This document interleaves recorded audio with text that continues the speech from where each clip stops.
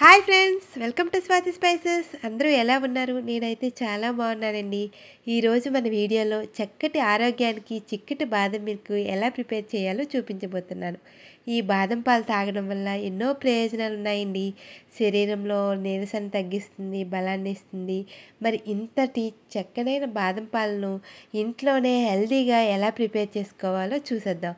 ముందుగా ఈ బాదం పాల కోసం ఒక 20 బాదం పిక్కల వరకు మీరు నైట్ నానబెట్టుకుని మార్నింగ్ చేసుకున్నా పర్వాలేదు. లేకపోతే ఎర్లీ మార్నింగ్ నానబెట్టుకొని ఈవినింగ్ 3 అయ్యేసరికి బాదం పిక్కలన్నీ కూడా చక్కగా నానిపోతాయండి.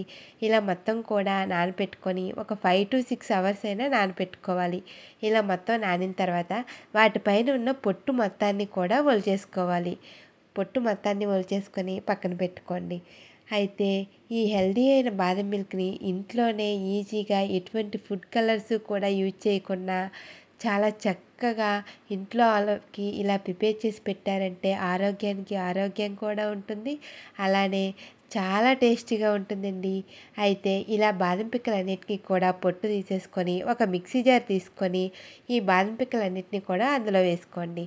ఇందులోకి కొద్దిగా పాలను కాచి చల్లార్చిన పాలైనా పర్వాలేదు, నార్మల్ పచ్చి పాలైనా పర్వాలేదు.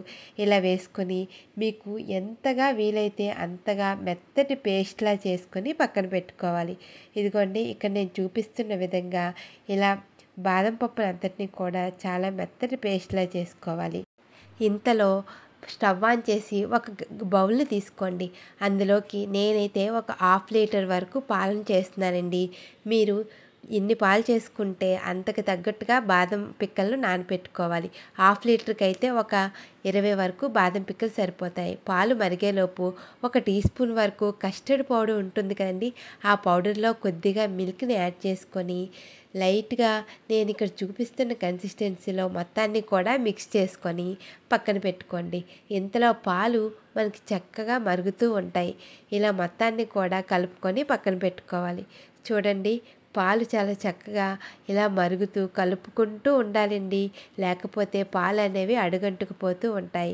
ఇలా కలుపుకుంటూ ఇందులోకి మనకి స్వీట్నెస్కి సరిపడా షుగర్ని యాడ్ చేసుకోండి. నాకైతే 1/2 గ్లాస్ వరకు స్వీట్నెస్కి షుగర్ సరిపోతుందండి. మీరు ఇంకా ఎక్కువ షుగర్ తినాలనుకుంటే ఎక్కువ కూడా యాడ్ చేసుకోవచ్చు. ఇలా షుగర్ మొత్తం కరిగే వరకు అలా కలుపుకుంటూ స్టవ్ని లో టు మీడియం ఫ్లేమ్లో పెట్టుకొని ముందుగా పేస్ట్ చేసి పెట్టుకున్న బాదం పిక్కలు పేస్ట్ని కూడా యాడ్ చేసుకోవాలి. ఇలా కలుపుకుంటూ అడుగు అంటుకుపోకుండా మొత్తాన్ని కూడా అలా కలుపుకుంటూ మాత్రమే ఈ బాదం మిల్క్ని ప్రిపేర్ చేసుకోవాలండి. ఇంతవరకు నా వీడియో చూసారంటే నా వీడియో మీకు నచ్చిందనే అనుకుంటున్నాను. కొత్తగా ఎవరైనా చూస్తున్నట్లయితే ఇప్పుడే మన ఛానల్ సబ్స్క్రైబ్ చేసుకోండి. ముందుగా మనం మిక్స్ చేసి పెట్టుకున్న కస్టర్డ్ పౌడర్ని కూడా ఇందులోకి యాడ్ చేసుకోవాలి. ఇలా మొత్తాన్ని యాడ్ చేసుకొని ఒకసారి అలా కలుపుకుంటూ లో టు మీడియం ఫ్లేమ్లో అలా ఉడికించుకోవాలండి. ఇందులోకి నేను ఎటువంటి ఫుడ్ కలర్స్ని కూడా యాడ్ చేయట్లేదండి. చిటికెడు పసుపు మాత్రమే వేస్తున్నాను. పసుపుని యాడ్ చేసుకుంటే మనకి కావలసిన కలరు వస్తుంది. అలానే హెల్త్కి కూడా చాలా మంచిది. ఇలా ఒక 3 to 4 మినిట్స్ మరిగించాక పాలు ఇలా చిక్కబడ్డాక మీకు కావాలంటే ఈ బాదం పాలను వేడిగా అయినా తాగొచ్చు. లేకపోతే ఒక 1/2 అవర్ పాటు ఫ్రిడ్జ్లో పెట్టుకొని అయినా తాగినా చాలా టేస్టీగా ఉంటాయండి. చివరిగా కొద్దిగా డ్రై ఫ్రూట్స్ని యాడ్ చేసుకొని ఇలా కానీ సర్వ్ చేశారంటే ఫిదా అయిపోతారండి. Thanks for watching.